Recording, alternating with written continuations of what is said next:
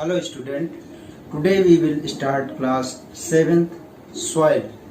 Soil क्या होती है और उसमें किस प्रकार की सिम्टम्स होने चाहिए या होते हैं और उसमें क्या क्या होना चाहिए और किस किस तरह की होती है, आइए देखते हैं। सबसे पहले colour, depth and chemical composition. Soil का जो कलर होता है उसका कलर जो होना चाहिए, डेप्थ गहराई, उसकी गहराई में कितने तक कौन कौन सी गहराई में क्या क्या होता है, और केमिकल कंपोजिशन, उसका केमिकल कंपोजिशन क्या होता है। These layer are referred as horizons. ये सारे जितने भी कंपोजिशन है ये हॉरिजन कहलाते हैं।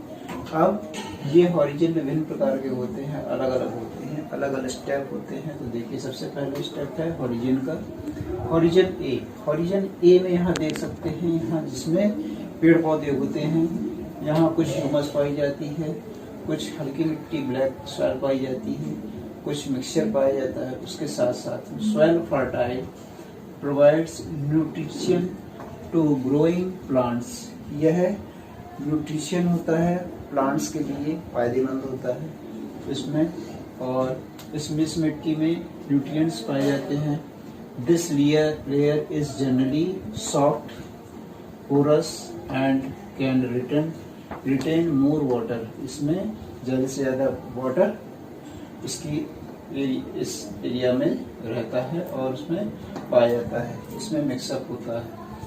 It is called top soil. इसे टॉप सॉइल के नाम से जाना जाता है। इसमें पेड़ पौधे होते हैं और विभिन्न प्रकार की वनस्पतियां जो जमीन से लगी हुई होती हैं वो उगती रहती हैं। हॉरिजन बी, हॉरिजन बी का नंबर ए के बाद हॉरिजन ए के बाद हॉरिजन बी आता है। इसका हॉरिजन बी में the next layer has a lesser amount of humus. इसमें बहुत कम मात्रा में, कम अमाउंट में ह्यूमस होता है, और ये ह्यूमस मिट्टी से लगा हुआ होता है। थोड़े से बड़े मोटे मोटे कण होते हैं मिट्टी के, और this is but more of minerals. Minerals is much more amount. This layer is generally harder and more compact and it's called the horizon B और the middle layer. We are called that this is a middle layer. So there are so many compact layers, so many minerals, and this horizon B, horizon B में सबसे ज़्यादा compact रहते हैं minerals.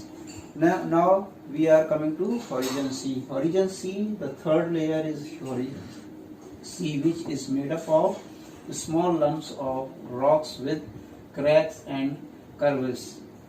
So that's we are called that how much? This is horizon C, small lumps. कुछ गांठें होती हैं, जो गांठों के रूप में जो पत्थर की गांठ होती है वो विशेषकर होती है हॉरिजन थर्ड में, और क्रैक्स होते हैं, उसमें सम क्रैक्स आर देयर, उसमें सॉइल एंड रॉक्स के बीच में जो क्रैक्स होते हैं वो, और कर्व्स होते हैं, बहुत से बड़े एरियाज होते हैं, कर्व्स होते हैं। So we are called that these are horizon C. तो horizon A, horizon B and horizon C. Then we are come to the bedrock. What is bedrock? So this is hard and difficult to dig with the spade.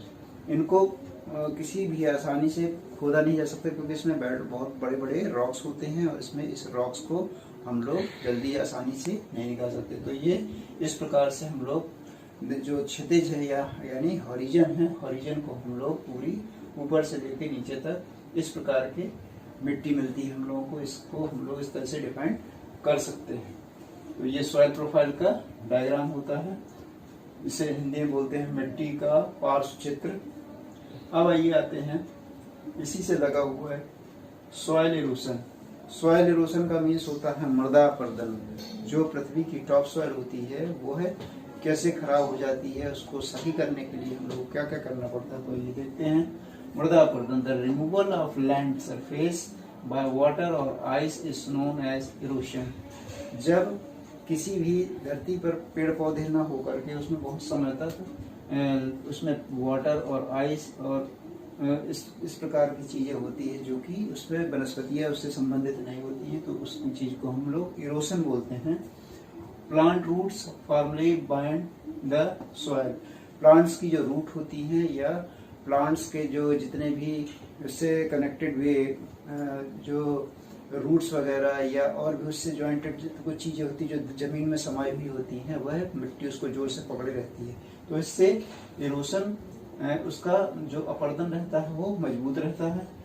तो in the absence of plant, अगर plant वहाँ absent रहेंगे तो क्या होगा, soil become loose so it can be moved by wind and flowing water. उसमें वायु, मिट्टी की पहली जो परत होती है उसमें वायु मिक्स होगी और उसमें अगर वाटर आता है तो उसमें जल्दी जल्दी उसकी ऊपर वाली मिट्टी को बहा ले जाता है दूर दूर तक। तो इसकी जो उपज होती है या उपजाऊ मिट्टी होती है वह दूर दूर तक चली जाती है। इसलिए हम लोग को पेड़ पौधे अधिक लगाना चाहिए, वनस्पतियां अधिक लगाना चाहिए, जिससे मृदा का अपरदन बना रहे, ऊपरी टॉप सॉइल बनी रहे। तो erosion is soil is more severe in area of little और no surface vegetations such as desert और बेयरलैंड।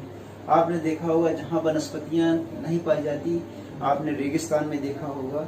इंडिया में एक जगह है थार रेगिस्तान में आपने कटीली झाड़ियाँ देखी होंगी। तो उसमें जो है उसकी जो ऊपरी लेयर है, क्योंकि वहाँ पर मिट्टी नहीं पाई जाती, उस पर रेत पाई जाती, तो रेत में कोई भी झाड़ियाँ या पौधे नहीं होते। इस वजह से उसमें मृदा का अपरदन शून्य होता हुआ ऊपरी टॉप सॉइल बेकार हो चुकी है। इसलिए हमें ज़्यादा से ज़्यादा वहाँ पर पेड़ पौधों का वो लगाना चाहिए। So cutting of trees and deforestation should be prevented and effort should be made to increase the green areas. इसलिए हमें डिफॉरेस्टेशन मीन्स फॉरेस्ट को कटने से बचाना चाहिए, ज़्यादा से ज़्यादा पेड़ पौधे लगाना चाहिए। उससे हमारी पृथ्वी को फायदा होगा, उसमें टॉप जो सॉइल होगी, जो इसकी उपज होगी वो बरकरार रहेगी, बराबर रहेगी। तो आज के लिए इतना ही।